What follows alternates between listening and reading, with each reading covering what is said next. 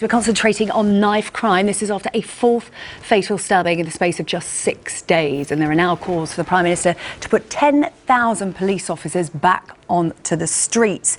A number of things we're doing, notwithstanding the challenges we have. City Hall have funded a violent crime task force, 300 officers who are targeting high knife crime areas. By the massive cuts we've had in our police officer numbers, but also massive cuts in youth services and preventative services as well. That's why we're lobbying the Prime Minister to step in and take a lead in this issue. Picture this, a mayor, tears streaming down his face, pleading victimhood on international television. Now, imagine the same mayor, stone-faced, as he's confronted with London's rising crime statistics. Two faces of Sadiq Khan. Which one tells the true story of his leadership? We're about to unravel the tale of a mayor caught between his public image and the harsh realities of his tenure. Before we move on, I'd like to ask you a small favor. If you appreciate this content, please take a second to like this video and subscribe to the channel.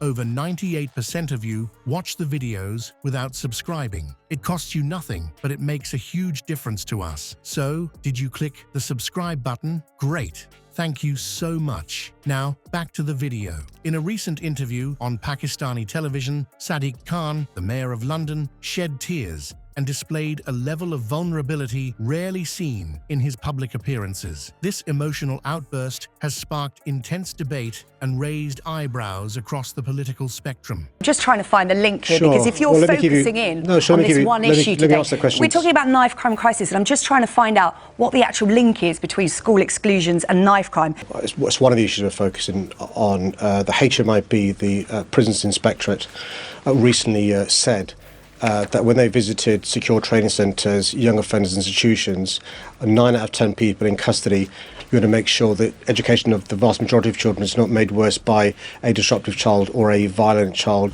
But also the Children's Commissioner and Ofsted have expressed concern about this issue of off-rolling. Khan, known for his composed and articulate demeanor, suddenly appeared raw and unguarded, leaving many to wonder about the motivations behind this unexpected display. The timing of Khan's tearful interview is particularly intriguing. Why choose a Pakistani media outlet for such a personal revelation? Some speculate that this was a calculated move, aimed at an audience more likely to sympathize with his claims of discrimination.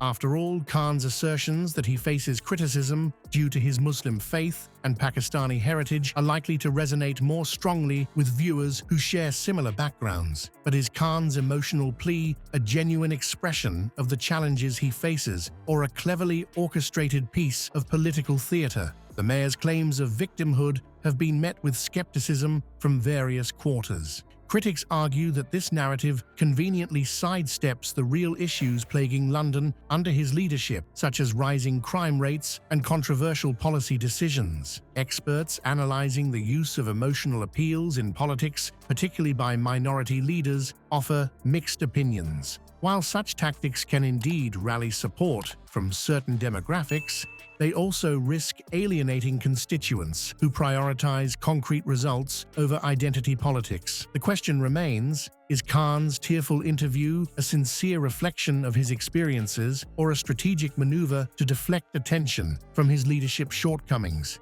The disconnect between Khan's emotional appeals and the realities of his tenure as mayor is stark.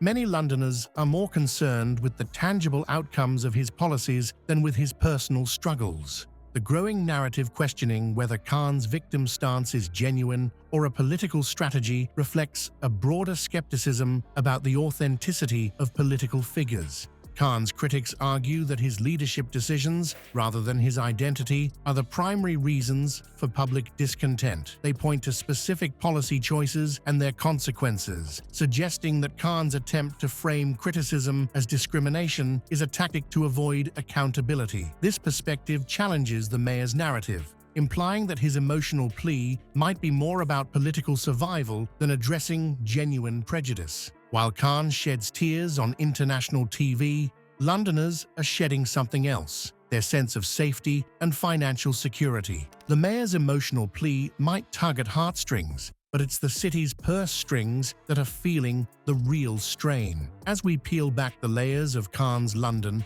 we uncover a tale of two cities, the one he describes and the one residents actually live in. Khan's promises of a safer, more affordable, and cleaner London have been the cornerstone of his mayoral campaigns. He's touted initiatives like the Violence Reduction Unit and pledged to tackle the housing crisis. But here's the rub.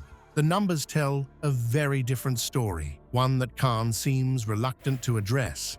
Let's talk crime, shall we? While Khan has been busy playing the victim card, violent crime in London has skyrocketed by a whopping 20% from 2016 to 2020. That's not just a statistic, it's a grim reality for Londoners who increasingly feel unsafe in their own neighborhoods. In fact, a 2021 survey revealed that 63% of Londoners felt unsafe walking alone at night. So much for Khan's assurances of improved safety and community policing. But wait, there's more.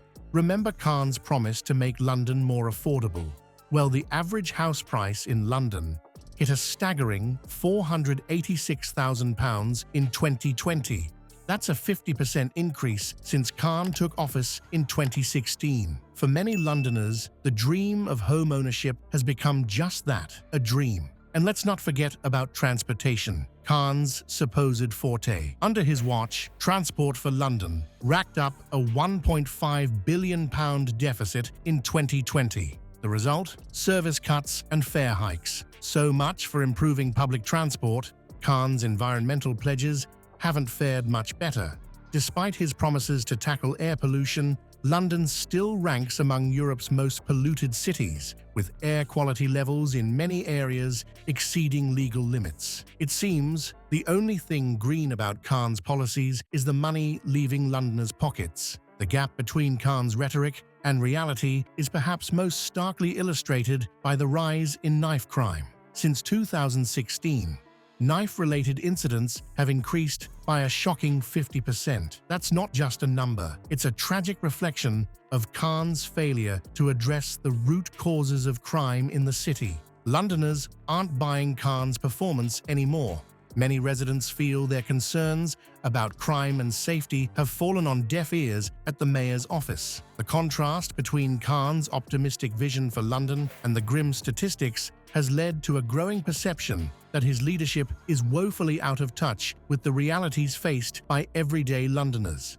As we wrap up our examination of Sadiq Khan's leadership, it's clear that his recent emotional appeal has raised more questions than answers. While some may sympathize with his personal struggles, effective political leadership demands more than just tugging at heartstrings. It requires a willingness to face criticism head-on and address the real issues affecting Londoners. Khan's tearful interview might have been a masterclass in deflection, but it's up to us as voters to see through the smoke and mirrors. We need to critically assess political rhetoric and performance, looking beyond emotional appeals to the actual results of policies implemented. After all, the true measure of a leader isn't found in their ability to play the victim, but in their capacity to tackle challenges and deliver tangible improvements for their constituents. In the end, regardless of a politician's background or personal story, accountability remains paramount.